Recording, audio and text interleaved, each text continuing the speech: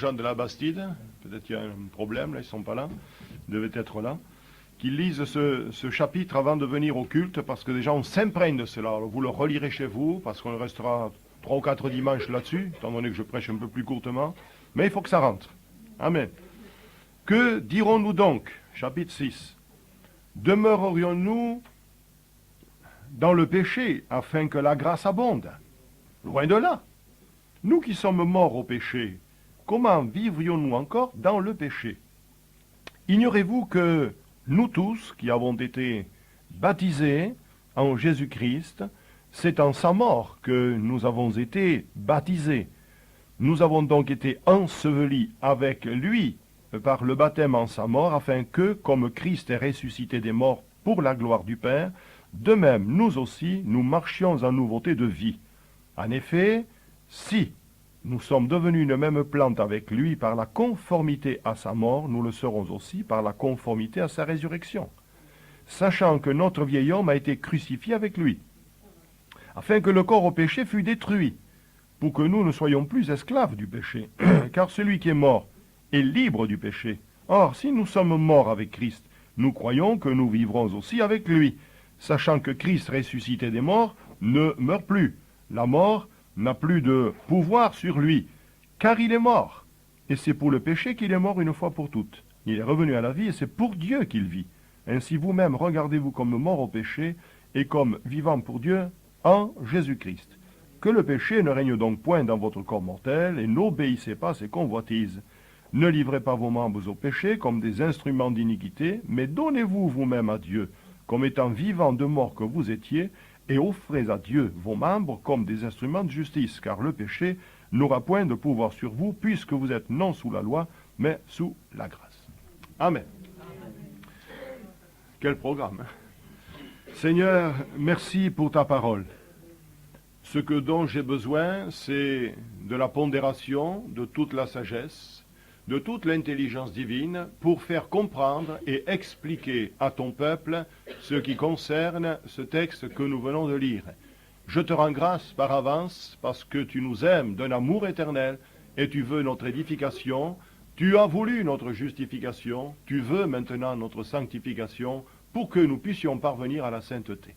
Ainsi, Sauveur, avec ce que nous allons recevoir et ce que nous pourrons faire d'après l'instruction, nous pourrons devenir tels que nous sommes à la ressemblance du Fils de Dieu. Nous te rendons grâce pour cela au nom de Jésus. Amen. Gloire au Seigneur. Au verset 21 du chapitre 6e, du chapitre 5e, il est dit, mais là où le péché a abondé, la grâce a surabondé. Afin que, comme la grâce, le péché a régné par la mort, ainsi la grâce régna par la justice, pour la vie éternelle par Jésus-Christ notre Seigneur. C'est une vérité belle, ou une belle vérité, elle est consolante, parce que nous disons, là où le péché a abondé, et mes frères et sœurs, vous savez très bien que nous y étions. Paul le dit aux Éphésiens, vous étiez morts par vos offenses et par vos péchés, le monde entier gît sous la puissance du malin. Alors, quelle vérité extraordinaire ce matin de recevoir ce texte, cette vérité belle, consolante qui nous est donnée par l'apôtre. Mais Paul va de suite rétorquer, quoi donc? Quoi donc? Demeurerions-nous dans le péché, afin que la grâce abonde? Loin de là, dira-t-il, c'est pas possible. C'est pas parce que la grâce a abondé, a surabondé, qu'il nous faut vivre dans cet état où nous étions au préalable. Alors, bien sûr que vivre encore dans le péché, mes frères et sœurs, c'est vivre en rébellion avec Dieu. Est-ce que vous avez compris cela? C'est vivre en rébellion avec Dieu, puisque quand on était mort, on était en rébellion avec Dieu. Et il a dû envoyer son Fils pour pardonner le péché, pour nous justifier. Alors, continuer à vivre dans le péché, non pas le péché qui arrive là par inadvertance, pris de vitesse. C'est une chute, et là nous verrons qu'il y a le relèvement. Mais vivre dans le péché, continuer, c'était en rébellion avec Dieu. Regardez le fils prodigue. Je pensais à cette histoire hier. Fils prodigue était dans le monde, vivait avec les cochons, avec les prostituées, etc., etc. Puis il est revenu à la maison. Qu'a fait le père? Un anneau, signe de l'alliance retrouvée, vêtements blancs, souliers. La sortie, c'est ce soulier des dents de la mer, là, plein de boue. Enfin, il lui a refait toute une garde-robe. C'est la justification. C'est un peu ce que Dieu a fait quand il a pris ses registres dans le ciel et que nous nous sommes convertis. Il a pris son beau stylo rouge, hein, il a tout rayé, tout le péché, et sur la page blanche à côté, il a marqué « Justifié ». Alléluia. Par le sang de Christ, nous avons vu dans l'étude de la sanctification que nous sommes sanctifiés de position et instantanée. Lorsque il y a une véritable repentance, une véritable conversion, alors Dieu va donner la nouvelle naissance si c'est vrai. Malheureusement, nos églises ne comportent pas beaucoup de nouvelles naissances. Nous le verrons dans les méditations. Nous sommes sanctifiés, alors nous disons, ça y est, maintenant nous allons au ciel. Mais le fils prodigue, quand il a été justifié, il a dû marcher dans la sanctification qui n'est pas la sainteté. Dans la sanctification, c'est-à-dire mise à part. Il n'était plus avec les pourceaux, il n'était plus avec les prostituées, il n'était plus dans les bistrots, il n'était plus dans les nightclubs, il n'était plus sur les plages, là où la boisson, dans les bistrots, là où la boisson a vili l'homme. Il n'était plus dans les camps de nudisme, etc., etc. C'est fini. Maintenant, il va vivre en communion avec son Père. C'est la sanctification. Il est donc sur ce chemin qui monte, et mes frères et sœurs, vous êtes sur le chemin qui monte. Avec vous, je suis avec vous, hein. On se tient par la main. Hein. On est sur le chemin qui monte. Pour arriver à la sainteté, nous dit le chapitre 6, verset 19, je crois. 19, oui, c'est ça. Alors, pour arriver à la sainteté, on progresse, on progresse, on progresse. Vient-il y avoir une chute, on se relève et on repart. Mais il faut comprendre ce qu'est la mort au péché. Les adversaires, et ils ne sont pas à blâmer, critiquent les enfants de Dieu qui abusent de la grâce. C'est pourquoi, quelquefois, je vous dis, faisons attention de ne pas tomber en disgrâce, à force d'abuser de la grâce. Et ils critiquent ces chrétiens qui ne mènent pas une vie de renoncement et une vie de sainteté. Ils les voient parce que finalement, ces gens-là, ils ont une conscience dont en quelque sorte c'est l'Esprit de Dieu qui parle à l'intérieur d'eux-mêmes. Ils n'ont pas l'Esprit de Dieu, mais ils ont une conscience. Et ils savent ce qui est bien de ce qui est mal. Donc ils peuvent juger l'enfant de Dieu s'il marche bien ou s'il marche mal. Eux peut-être n'en voudront jamais, mais ils diront. Hier j'ai rencontré quelqu'un dans un magasin, elle m'a dit, cette sœur, hein, elle a changé, hein, en bien. Ah, j'étais content. Alors j'ai abondé, moi, j'ai surabondé. J'ai dit, c'est vrai, je l'ai connu il y a quelques années. Ah, attention, hein, c'était rugueux. Ah, j'ai dit, maintenant elle est douce. Amen. J'ai abondé. J'ai surabondé. Alléluia.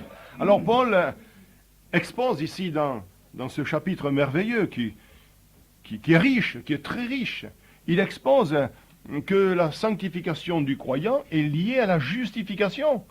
Dans nos églises, finalement, on chante ces chorales à tue-tête, se dandinant de gauche à droite, je suis sauvé, voilà ma grâce, voilà, etc., etc. Hier, j'avais au téléphone un pasteur qui a les mêmes idées que moi, les mêmes idées de la parole de Dieu. Et il a dit un jour dans une pastorale, vous baptisez des jeunes, là, et vous les préparez, vous leur dites qu'il faut servir le Seigneur, mais vous les préparez à devenir des rétrogrades. Vous les laissez se dandiner, à danser dans ces chorales, mais qu'est-ce que vous faites? On lui a écrit après. Il faut excuser d'avoir dit ces choses-là, mais non. Il n'y a pas à s'excuser. Nous allons voir la mort au péché, ce que c'est. C'est fini. Nous sommes dans ce monde et malheureusement, il y a l'attrait du monde. Il y a la fascination du monde. Pourquoi on met le miroir aux alouettes? Parce que ça brille, l'alouette arrive et le chasseur les tue. C'est simple, moi je ne savais pas ce que c'était. Mais les chasseurs me l'ont dit, c'est quoi? Ça brille. Les alouettes sont attirées. Et après on fait du pâté d'alouette. Seulement, s'il y a le pâté d'alouette, c'est parce qu'elles sont mortes. Et ce monde-là, il nous propose de tout. Vous n'avez pas remarqué comment nous sommes abreuvés de journaux, nous sommes abreuvés d'écriture, nous sommes abreuvés de publicité, et on vous fait manger n'importe quoi, on vous fait boire n'importe quoi, et on est fasciné, forcément. On vous dit même, partez en vacances, vous paierez au retour. On vous donne même de l'argent pour partir en vacances, mais après il faut payer la note. Hein. Plus les, je ne sais pas combien de pourcentage, là, hein. C'est pas 2%, hein. C'est le monde. Laissons le monde de côté. Mais si nous sommes justifiés, c'est pour entrer dans la sanctification. ce texte, je l'ai lu, je l'ai relu, je l'ai remédité, j'ai pris notre version, etc. Je veux m'en imprégner totalement pour que vous en soyez imprégnés. Parce que c'est votre vie, c'est votre succès dans la vie, frères et sœurs. C'est là tout ce que Paul avait de meilleur. Tout ce qu'il a reçu de Dieu, parce qu'il a reçu par révélation, il l'a donné. Il a donné tout ce qu'il avait de meilleur pour que ces chrétiens de Rome puissent être fondés, enracinés, et non flottants et emportés à tout vent de doctrine. Au verset 2, l'apôtre dit, « Nous qui sommes morts au péché, comment vivrions-nous encore dans le péché ?» Alors déjà, il prend comme si c'était une position acquise, « Nous qui sommes morts au péché ». La mort au péché, c'est être dans un état où le péché n'a plus de pouvoir sur nous. Imaginez que vous ayez ici une personne qui vient d'être écrasée par une voiture, hein, et vous essayez de lui donner du chocolat. Il est mort. Est-ce qu'il va manger le chocolat? Oh, monsieur Verdeil, voyons. Vous lui donnez à boire, il aimait le sirop de fraise, vous lui donnez du sirop de fraise. Si c'est un ennemi, vous allez prendre une épée, vous allez lui couper l'oreille. Vous allez faire comme dans les pays de l'Orient, dans les pays orientaux, où même ils urinent sur le mort. Ça lui fait quoi au mort? Il le déchiquette, il l'écrase, il le brûle, mais il est mort. Il est mort. Je voudrais tester cela tout à l'heure en vous marchant sur les pieds.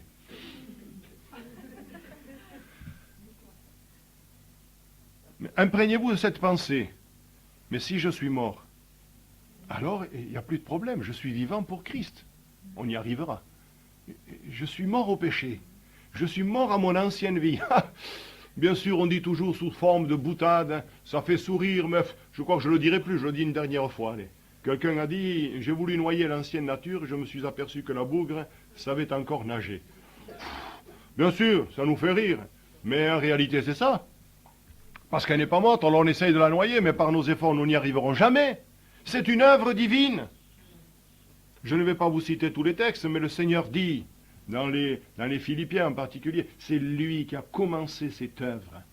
C'est lui qui la rendra parfaite. C'est lui qui l'a commencé, c'est lui qui la terminera. Mais avec votre approbation et la mienne. Sans notre approbation, sans notre demande, priez, priez, priez, dit le Seigneur. Si nous ne prions pas et nous ne demandons pas à ce qu'il fasse son œuvre en nous, d'ailleurs, Jean-Baptiste le comprenait, puisqu'il disait, il faut qu'il croisse et que je diminue. Tout à l'heure, en priant dans le bureau, je pensais au verre d'eau et à monsieur le curé. Je ne sais pas pourquoi je pensais à monsieur le curé. Parce que j'étais enfant de cœur et je le voyais, il prenait son calice et il mettait les deux doigts comme ça. Il disait, quand je lèverai les doigts, c'est qu'il faudra arrêter. Mais on vidait les burettes, c'était parce qu'il n'y en avait plus dans les burettes qu'il levait le doigt. C'était plein. Alors je pensais à ça parce que je me suis dit, mais ce vin qui a coulé dans le verre, il a remplacé quelque chose. Qu'a-t-il remplacé? Qu'est-ce qu'il y a, avant d'y avoir de l'eau dans ce verre, qu'est-ce qu'il y avait avant?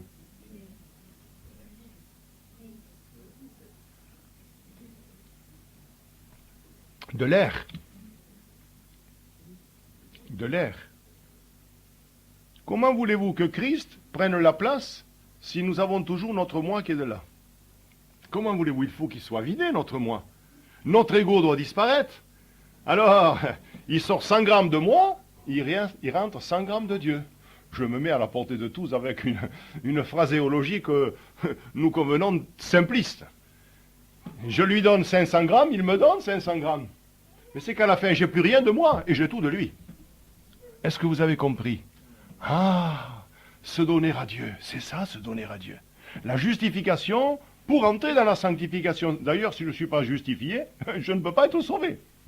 C'est pas possible. D'ailleurs, dans le chapitre qui suit, il est écrit ceci, si quelqu'un n'a pas l'esprit de Christ, il ne lui appartient pas. Alors, tous les gens que nous rencontrons, mais monsieur, je crois en Dieu. Oui, le diable croit aussi. J'ai dit, mais il tremble. Il y a combien d'églises, combien de dénominations, combien de mouvements dans le monde? Les gens disent, je crois en Dieu, mais est-ce que tu as l'esprit de Dieu? Tu n'as pas l'esprit de Dieu, tu es perdu. Vous avez l'esprit de Dieu, mes frères et sœurs. Parce que vous avez cru en Jésus, vous avez été baptisés par immersion, quelques-uns du Saint-Esprit, merci Seigneur, et d'autres le seront. Alléluia. Alors, À partir de ce moment-là, vous pouvez marcher dans la vie de Dieu. Tant que vous n'êtes pas passé par la repentance, la conversion, avec les œuvres dignes de la repentance, ça vient après, c'est ça, c'est ce que nous voyons, c'est les œuvres dignes de la repentance. Alors vous voyez qu'on ne peut pas baptiser à tour de bras des gens pour en faire des rétrogrades. On ne peut pas. Ça serait mentir aux gens. Et quelquefois, par faiblesse, certainement, j'ai menti à la personne. J'aurais dû lui dire, non, vous n'êtes pas sauvé. Mais à partir d'un certain âge, vous savez, on sait très bien qu'ils n'iront pas plus loin. Et il faut tout le tact, parce que, se dit, ces personnes âgées, ils n'iront pas plus loin. Ils resteront des faibles. Ils ont accepté Jésus. Ils ne peuvent pas aller plus loin. C'est pour ça. Mais pour d'autres, je dis, toi, tu es jeune, toi, tu peux y aller. Hein. Toi, tu peux te lever, tu peux prier, tu peux jeûner, tu peux venir aux réunions, tu peux tout faire. Il faut savoir peser. Ça, c'est le rôle du serviteur de Dieu. Le péché n'a plus de pouvoir quand on est mort et il n'existe plus d'attrait sur nous. J'en avais dit quelques mots à la Bastide, quoique c'était l'étude sur le Saint-Esprit, mais je suis arrivé là puisque j'étais déjà un petit peu imprégné de ce que je dirais. Quand vous avez... Tiens, c'est souvent la maladie à la mode, la gastro-entérite. Hein? Dites-moi, est-ce que quand vous avez ça, vous allez au restaurant manger un superbe couscous? Un repas chinois avec des baguettes? Une paella? Vous vous faites apporter des plats succulents? Qu'est-ce que vous dites? Ça ne me dit rien. Une ail au boulido, en patois, de l'eau bouillie, avec un ail et de la sauge. Pourquoi? Bien parce que le corps, il est malade. Il n'est pas mort, mais il est malade, et ça ne dit plus rien, alors quand il est mort. Quand vous souffrez de la tête, vous avez envie de regarder la télé? Vous mettez dans le noir, peut-être avec un chiffon humide, sur la tête. Eh oui. Et puis nous pourrions parler de la capre qui n'a plus d'effet. Mon beau-père disait, je n'arrive plus à trouver le goût des aliments, c'est la capre qui n'a plus d'effet. Vous savez que nous avons des papilles gustatives, merci Seigneur, les miennes fonctionnent encore bien. Alors quand on est vieux... Je ne sais plus si c'est assez salé parce que, voilà. Mais quand c'est mort, on ne peut plus rien faire. Et quand on est enrhumé, c'est la même chose. Hein. Ah, je pense à ma chère maman. Je ne vais pas la blâmer, là. Mais un jour, on a voulu lui faire plaisir. J'ai acheté 4 ou 5 coquilles Saint-Jacques à Intermarché, dans la coquille, vous savez. Et avec ma femme, elle a fait une petite sauce formidable. On a dit, on va lui faire plaisir. Puis quand elle a goûté ça, elle me dit, elles sont bonnes les carottes, hein? Pauvre Fifi. Mais maman, c'est pas des carottes. Comme c'était, il y avait le corail, merci. Elles sont bonnes les carottes. Voilà un exemple. Hein. Vous n'avez plus de valeur sensorielle. Alors, quand vous êtes mort, nous le verrons tout à l'heure. Excusez-moi si je vous bouscule un peu, si je teste un peu la prédication. C'est une œuvre divine qui se fait. C'est une œuvre divine. Oh, livrons-nous au Saint-Esprit, je vous en supplie. Livrons-nous parce que c'est lui qui le fera. Alléluia. Mais cette œuvre divine, il faut que le croyant l'accepte par la foi. Et ça aura effet de le séparer, de le détacher de lui-même, du péché et du monde. Alors, je crois qu'il faut aller faire un tour à la croix plus que d'aller faire un tour au bistrot, hein, ou au grattage. Aïe, il faut y aller, là. Hein. Il faut prendre du temps et dire, Seigneur, oui, détache-moi de cela. Détache-moi encore de ceci et de cela. Et la mort va se faire. Elle va se faire petit à petit. Un mort n'a plus de rapport avec le monde. Pas du tout, ni avec la vie. Je vais prendre simplement 3 textes. Le premier, je crois que vous le connaissez tous par cœur, Galates 2,19. L'apôtre Paul disait, j'ai été crucifié avec Christ. Et si je vis, ce n'est plus moi qui vis, c'est Christ qui vit en moi. C'est pourquoi quand j'arriverai au chapitre 7, je vous dirai, comme je l'ai toujours dit, que c'est un présent de narration. Les commentateurs se sont tous disputés, ne sont jamais rentrés d'accord là-dessus. Alors, en fin de compte, en conclusion, ils ont dit, que ce soit avant ou après, on va quand même expliquer. Mais moi, je ne suis pas d'accord avec aucun commentateur. Disons, ceux qui disent que ça se passait du temps d'après sa conversion, parce que nous avons ce texte de Galates qui dit « J'ai été crucifié avec Christ ». S'il a été crucifié, il est mort, Paul. Donc, le péché ne peut plus avoir de pouvoir sur lui. Parce qu'il disait, soyez mes imitateurs comme je le suis moi-même de Christ. On y reviendra là-dessus. Alors, je ne sais pas qui c'est ces commentateurs, mais c'est clair dans la parole de Dieu. Paul était un homme né d'eau et d'esprit. Il y a eu un Moïse dans l'Ancien Testament, il y a eu un apôtre Paul dans le Nouveau. Et après Christ, il y avait l'apôtre Paul. Alors qu'on ne nous dise pas qu'il était encore attiré par le péché, il était mort. Le péché n'a plus de pouvoir, même pas ce pouvoir d'attraction. Comme je le disais tout à l'heure avec la gastro. Est-ce que le couscous a une attraction sur vous? Vous ne pouvez pas, vous êtes malade. Et là, ça n'a plus d'attraction. C'est là, le péché il est là, le couscous il est devant vous. Mais il n'a plus d'attraction parce que vous êtes malade. Vous avez compris? Alors on se dit, hey, effectivement, je ne suis pas bien mort. Je ne suis pas bien morte. Hein? Mais ça va se faire si vous le voulez. Et ça peut se faire plus rapidement que vous le croyez. Plus vous vous donnerez. Il faut qu'il croisse et que je diminue. Gloire au Seigneur. Le deuxième texte, c'est toujours celui de l'apôtre Paul, qui dit au chapitre 6 des Galates et au verset 14, « Pour ce qui me concerne, loin de moi la pensée de me glorifier d'autre chose que la croix de notre Seigneur Jésus-Christ, par qui le monde est crucifié pour moi, comme je le suis pour le monde. » Et la troisième référence sera celle de l'apôtre Pierre, au chapitre 2 et verset 24. Lui, que je ne me trompe pas, 1 Pierre 2, 24, oui, lui qui a porté lui-même nos péchés en son corps sur le bois, afin que, morts au péché, nous vivions pour la justice. Morts au péché, nous vivions pour la justice. Sinon, on vit pour nous-mêmes. On vit un peu pour Dieu. Ça n'empêche pas qu'on pourrait dire, j'aime le Seigneur, entre guillemets, le aimer, hein. J'aime le Seigneur. Ouais, mais j'aime les confitures aussi. J'aime des plaisirs, j'aime cela. C'est pas le don complet. Or, ce qui nous manque, et il faut le reconnaître, c'est un don complet pour que le Seigneur puisse descendre au milieu de nous et qu'à chaque réunion, des aveugles voient, des sourds entendent, des paralytiques marchent. Tout est là.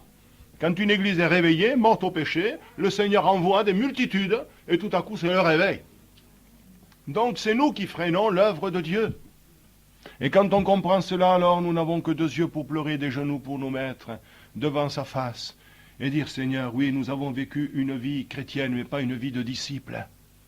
Une vie chrétienne, oui, nous sommes heureux de nous retrouver ensemble. Nous sommes heureux de t'adorer, nous sommes heureux de te louer. Mais finalement, il n'y a pas grand-chose de fruit. Et moi, je ne voudrais pas vieillir, avoir une longue barbe si je la laissais pousser. Parce que ce serait pas bien fourni. Mais, et arriver là, Seigneur, mais qu'est-ce que tu as fait? Vous savez, je pleure souvent, je dis, Seigneur, qu'est-ce que 50 baptêmes, là, en une vingtaine d'années? Mais c'est une misère, et je m'arrache les cheveux, c'est pour ça que j'en ai plus. Mais c'est une misère.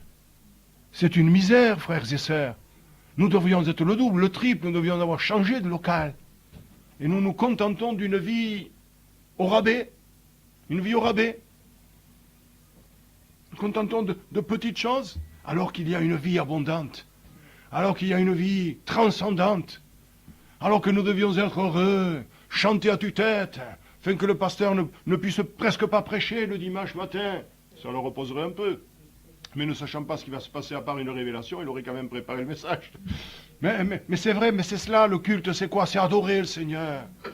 C'est sans cesse être là, le contempler dans sa gloire, le bénir pour tout ce qu'il a fait. Toute cette semaine, il nous a gardés. Un ange a marché devant nous sommes là ce matin, mais c'est une grâce.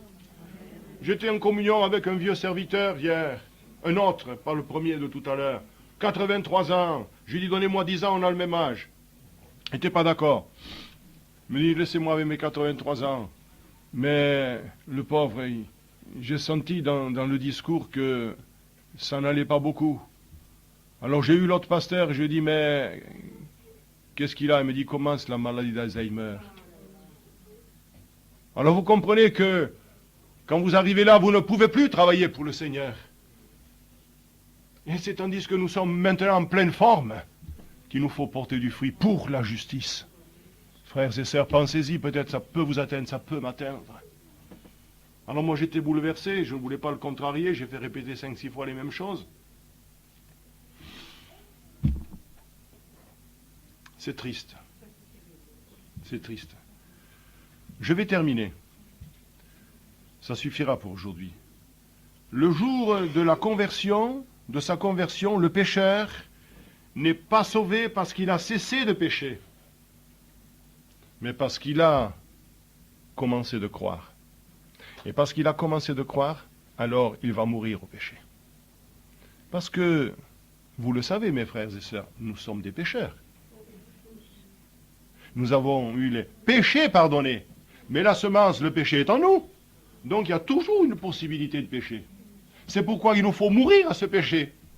Vous comprenez? Parce qu'il est là et il grossit. Et si nous l'alimentons, n'arrosez pas les tomates, ben vous aurez des petites tomates comme ça. Si la terre est bonne, moi, elles sont comme ça parce que la terre est mauvaise. Mais si vous avez une bonne terre, du bon engrais et tout, vous aurez de belles tomates parce que vous les arrosez. Arrosez le péché, vous allez voir s'il va grandir. Et puis qu'est-ce qu'il va faire? Eh bien, Démas m'a abandonné pour le siècle présent. Judas était voleur, il prenait ce qu'il y avait dans la bourse et il est allé se pendre, etc., etc. Voyez-vous où ça mène le péché quand on le laisse grandir? La mort au péché. Voilà, je m'arrête là parce que si j'attaque le point suivant, ça nous conduit très long et ça fait déjà 20 minutes, 25 minutes, 27 minutes que je prêche. Je pense que vous comprendrez ce que c'est pour cette première information finalement. C'est une information. C'est une édification pour nos âmes. C'est, disons, un fondement que je veux poser dans beaucoup de cœurs. Afin que, quand nous comprendrons cela, nous dirons, mais c'est vrai, Seigneur, la vie chrétienne, c'est autre chose. Est-ce que j'ai pas raison? La vie chrétienne, c'est autre chose. C'est autre chose. Plus je la lis, plus je vois dans le ministère ce qui s'est passé, plus je vois les églises que j'ai conduites, plus je vois que ça se retrouve dans toutes les églises. Il y a toujours celui qui est mort, il y a celui qui est vivant, il y a celui qui marche en vêtements blancs, il y a celui qui est près de mourir, et il y a toutes ces qualités dans toutes les églises. Or, je voudrais que cette église soit belle. Très belle. Fort belle. Et lorsque je me tiendrai au garde à vous devant le Seigneur, que je n'ai pas à rougir de ne pas vous avoir annoncé le plein évangile. Paul, avant de partir aux anciens d'Éphèse, a dit, je ne vous ai pas caché tout ce qui vous était utile. Et c'est ainsi qu'avec l'enseignement, et nous avons besoin d'enseignement. Quand je suis parti en Corse, j'ai vu le pasteur M. Pinguet de Valence, qui est un homme érudit, il a fait des livres, nous avons lu un livre, Frais amour, amour vrai, faux amour. Et je dis, frère, qu'est-ce que vous me conseillez? Moi je vais là-bas, je suis tout jeune. Il me dit, enseignez. Il faut enseigner là-bas, il n'y avait pas d'enseignement. Enseigner. Et c'est vrai que quand on enseigne, il y a ceux qui se laissent enseigner, ceux qui ne veulent pas, qui savent déjà tout. Vous comprenez? Ou ils ne veulent pas, ou ils savent déjà tout. Mais il y a des gens, qui veulent. Et je voudrais qu'il y ait le plus grand nombre qui veulent. Alors, j'aurai atteint mon but. Que le Seigneur vous bénisse. Notre Seigneur, notre Dieu, tu as préparé des choses merveilleuses. Tu as préparé des choses glorieuses. Tu as préparé pour nous des mets gras et succulents qui sont autres que ceux de la table, mais tu nous as préparé des délices pour notre âme. Tu veux que nous soyons dans l'abondance spirituelle. Et pour ce faire, ô Dieu, il y a cette mort au péché qui n'aura plus d'attraction sur nous quand nous serons morts nous-mêmes. Merci Seigneur. Je veux te bénir et te rendre grâce pour ceux qui conçoivent ces choses, qui les assimilent, qui les gardent, qui veulent en savoir davantage, et qui veulent progresser dans tes voies, qui acceptent ta bonne parole. Je te loue Seigneur parce que tu nous donneras cette possibilité, maintenant dans les derniers temps de la grâce, de faire des progrès pour satisfaire ton cœur et avoir ton approbation dans ce que nous entreprendrons, dans ce que nous ferons et dans ce que nous finirons. Alléluia. Nous te rendons grâce et nous te louons ce matin. Continue ton œuvre dans nos cœurs et remplis-nous de joie par le Saint-Esprit, au nom et pour la gloire de Jésus. Amen. Amen.